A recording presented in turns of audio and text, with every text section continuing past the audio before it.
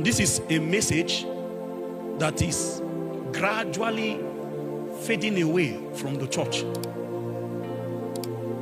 Teach us to number our days so that we may incline our heart. There are fathers here. There are fathers listening to me online. Go back to your family quickly. At the end of your life, what truly matters is not just what you accumulated. What you will be remembered for are the lives of the people you impacted. It is not always about accruing. There must be periods in your life where you step on the brake. Sometimes take a weekend.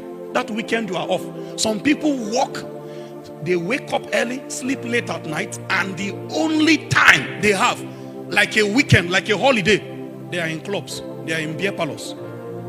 You leave work, you that woke up by 5 a.m. from this job, what time do you have to meditate on eternal things? Almost like the totality of your existence is kept inside a simulation to keep you busy all the time, so that you never have time to contemplate on eternal matters. From work straight to a beer parlor. If your friends don't see you, they are calling you. Baba, where you there now? This place they happen. And like a zombie, you see them speeding as though something will spoil if they don't reach there. Then from work that you are tired, straight to a club. From club, you come home drunk. And then you put your head on the pillow. And then by 5 a.m. the cycle starts again. Tomorrow you do the same thing. Look at where your life is heading to. Build this thing in a repeat for 40 years and see what you have become.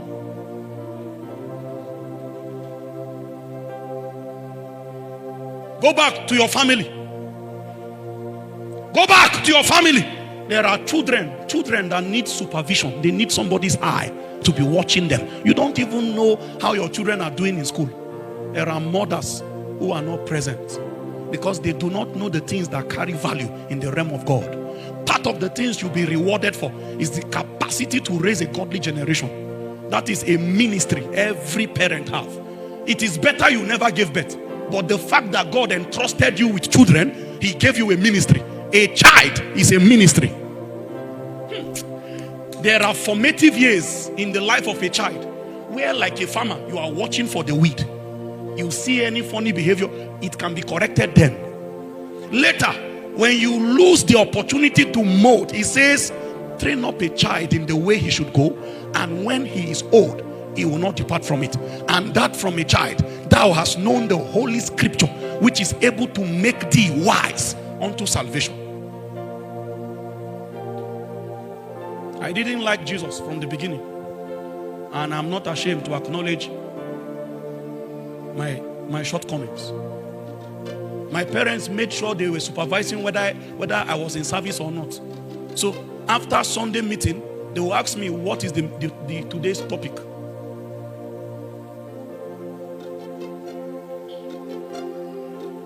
And if by mistake they want to make it more difficult, which color of suit did Pastor Kumuyi wear? That's where they separate the goats from the sheep. A time came, we became very, very skillful, because we will not return home until we have known the topic of the day. We will ask questions. I've been waiting to preach today.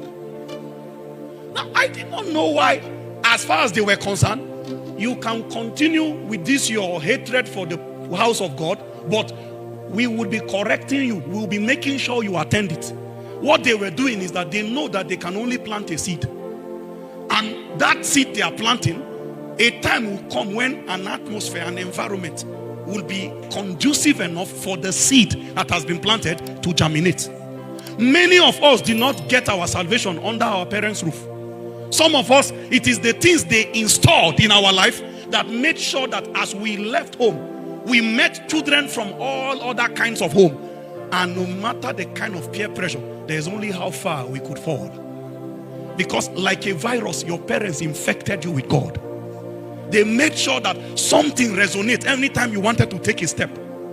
They knew that they will not stay with you forever. So the brief period they have, they made sure they exposed you. Layers of scriptures. Most of the Bible verses that have registered in my soul, it was my children church teacher that taught me. they made us recite memory verse. We memorize a full psalm. And today, I am excited anytime I see them still on that same ancient project till today.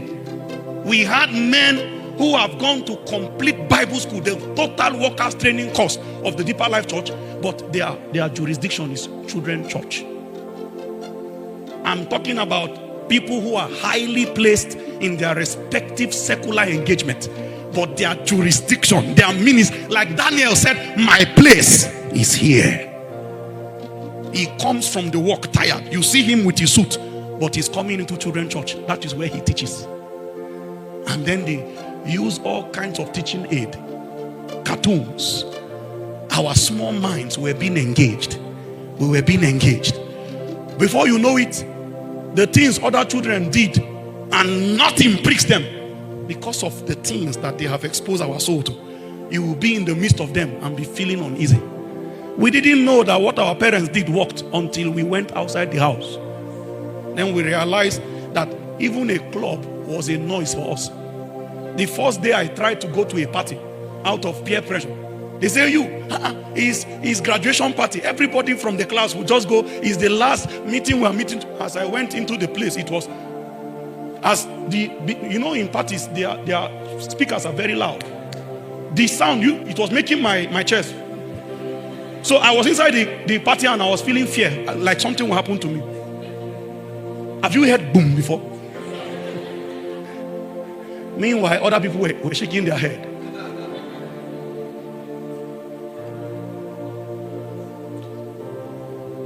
Listen, the first day a lady did like this for me. Fear entered my soul. Fear. My father used to gather us after every morning devotion. Sometimes he will say, your life is like a glass. You know that glass of a lamp? Many of you don't know it. There's one lamp like that they used to wash the glass from time to time because of smoke that has accumulated. And if you mistakenly break that glass,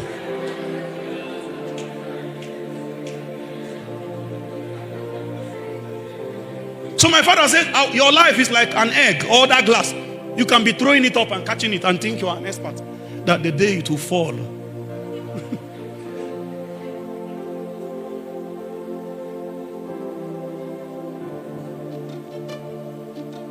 It's a ministry. It's a calling. It's a ministry. There is nothing God does with my life that my parents will not receive an accolade, an inheritance, a reward for raising a godly seed. The process of raising a generation is a tedious one. You will need to be deliberate about checking where are the little foxes.